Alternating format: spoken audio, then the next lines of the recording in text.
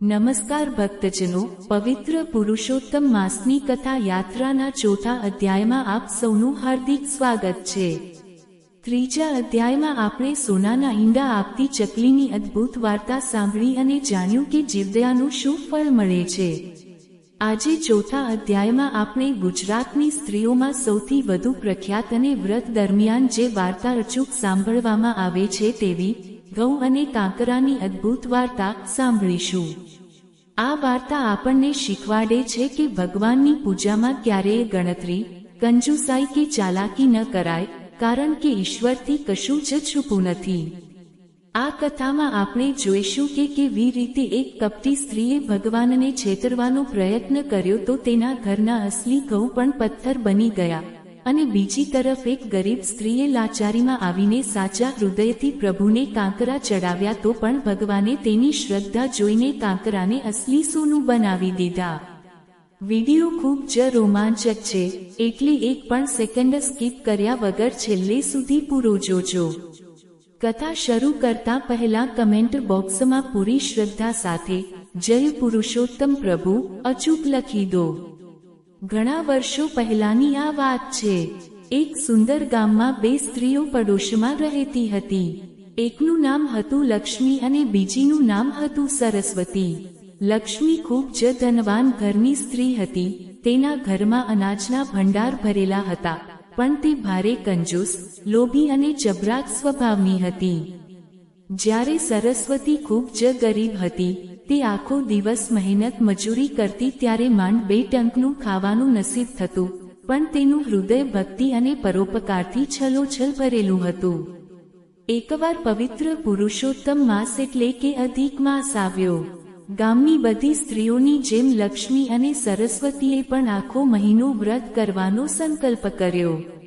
એ વ્રતનો એક એવો પવિત્ર અને પરંપરાગત નિયમ હતો કે દરરોજ વાર્તા સાંભળવા બેસતી વખતે ભગવાન પુરુષોત્તમ પ્રભુના નામનો એક ઘઉંનો અસલી દાણો પ્રભુની મૂર્તિ પાસે મૂકવો, અને જ્યારે મહિનો પૂરો થાય ત્યારે એ શ્રદ્ધાપૂર્વક ભેગા કરેલા બધા જ ઘઉંના દાણા બ્રાહ્મણને સીધા તરીકે દાનમાં આપી દેવા।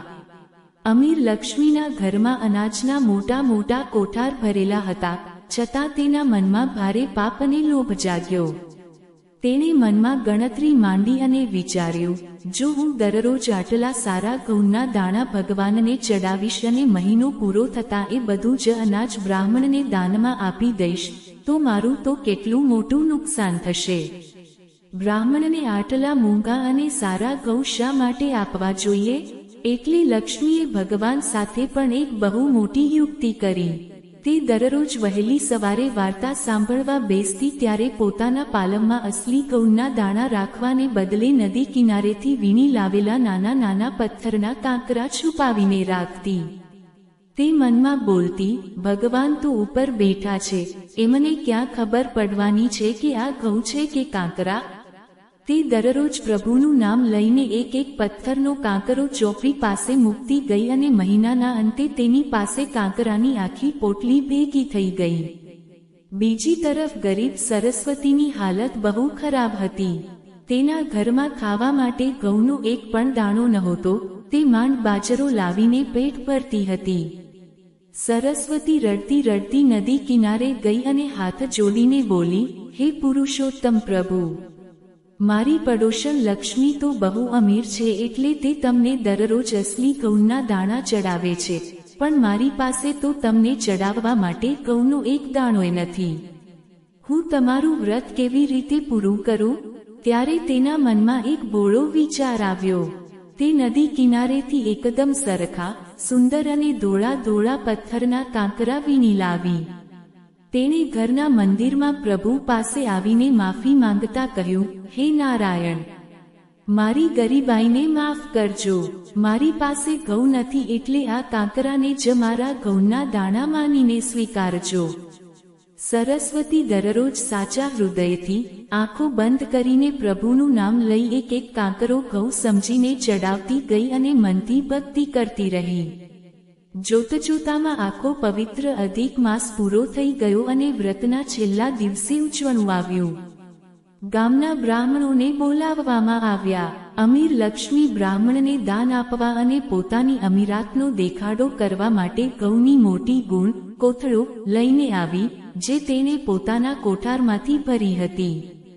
તેણે બધાની સામે ગર્વથી બ્રાહ્મણની થાળીમાં એ ઘઉંનો કોથળો ઊંધો વાળ્યો. પણ જેવો કોથળો ખાલી થયો, આખી સભા આશ્ચર્યચકિત થઈ ગઈ અને લક્ષ્મીના હોશ ઉડી ગયા.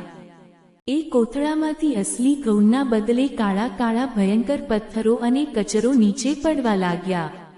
લક્ષ્મીએ જે ચાલાકી આખો મહિનો પ્રભુ સાથે કરી હતી, તે તેનું પાપ બનીને સામે આવ્યું અને તેના ઘરના અસલી ઘઉં પણ પથ્થર બની ગયા. બ્રાહ્મણો ક્રોધિત થયા અને બોલ્યા, અરે પાપી અને લોભી સ્ત્રી, તે સાક્ષાત ભગવાનના પવિત્ર વ્રતમાં પણ કપટ કર્યું. જા, તારું આ વ્રત નિષ્ફળ ગયું છે. લક્ષ્મી માથું કૂટીને રડવા લાગી, પણ હવે કંઈ થાય તેમ નહોતું. હવે ગરીબ સરસ્વતીનો વારો આવ્યો. તે શરમની મારી અને પોતાની ગરીબાઈના કારણે ધ્રુજતી બ્રાહ્મણ પાસે ગઈ. તેની પાસે આખા મહિના દરમિયાન ચડાવેલા કાંકરાની એક નાની ફાટેલી પોટલી હતી. તેણે રડતા રડતા બ્રાહ્મણના ચરણોમાં એ પોટલી ખાલી કરી અને હાથ જોડીને બોલી, મહારાજ, હું બહુ ગરીબ છું. મારી પાસે ભગવાનને ચડાવવા ઘઉં નહોતા, એટલે મેં કાંકરા ચડાવ્યા છે. મને અને મારી ભૂલને માફ કરજો. પણ જેવી સરસ્વતીએ એ પોટલી જમીન પર ઠાલવી કે તરત જ ત્યાં વીજળી જેવો ઝળાહળા પ્રકાશ થયો. એ પથ્થરના કાંકરા જમીન પર પડતાની સાથે જ ચમકતા શુદ્ધ સોનાના દાણા બની ગયા. આખા આંગણામાં સોનાના દાણા વેરવા લાગ્યા અને આખું ગામ જોતું રહી ગયું. ભગવાને સરસ્વતીની ગરીબાઈ, પવિત્રતા અને સાચો ભાવ જોઈને તેના પથ્થરના કાંકરાને પણ સોનાના દાણા બનાવી દીધા હતા. બધા જ બ્રાહ્મણો અને ગામના લોકોએ સરસ્વતીની જય જયકાર કરી. લક્ષ્મી સમજી ગઈ કે ભગવાનથી આ દુનિયામાં કશું જ છુપું નથી રહેતું. તે સરસ્વતીના પગમાં પડી ગઈ અને ક્ષમા માંગી. ભગવાને સરસ્વતીની ગરીબી દૂર કરી તેને અખંડ સુખ આપ્યું અને લક્ષ્મીનો કાળો અહંકાર ઉગાડી નાખ્યો. ભક્તો, આ ઘઉં કાંકરાની વાર્તા આપણને એ જ મોટો બોધ આપે છે કે ભગવાનને ક્યારેય પૈસા કે સામગ્રીથી છેતરી શકાતા નથી. પ્રભુ તો માત્ર આપણા મનનો ભાવ જુએ છે. જો અમીર થઈને પણ મનમાં કપટ હશે તો ઘરમાં પડેલું સોનું કે અનાજ પણ પથ્થર બની જશે, અને જો ગરીબ થઈને પણ સાચો ભાવ હશે તો ભગવાન પથ્થરને પણ સોનું બનાવી દેશે. તો ભક્તજનો, આ હતી પુરુષોત્તમ માસના ચોથા અધ્યાયની ઘઉં કાંકરાની અમર વાર્તા. જો આ કથા તમને ગમી હોય તો વિડીયોને લાઈક અને શેર જરૂર કરજો, જેથી બીજા લોકોને પણ વ્રતનું સાચું જ્ઞાન મળે. આના પછીના એટલે કે 5મા અધ્યાયમાં આપણે પુરુષોત્તમ માસની વધુ એક અદ્ભુત કથા સાંભળીશું. એ 5મો અધ્યાય જોવા માટે ચેનલને હમણાં જ સબસ્ક્રાઇબ કરી લો અને બેલ આઇકન દબાવી દો. બોલો પુરુષોત્તમ ભગવાનની જય. કાંઠાગોર માત કી જય. મળીએ આગલા વિડીયોમાં. ધન્યવાદ.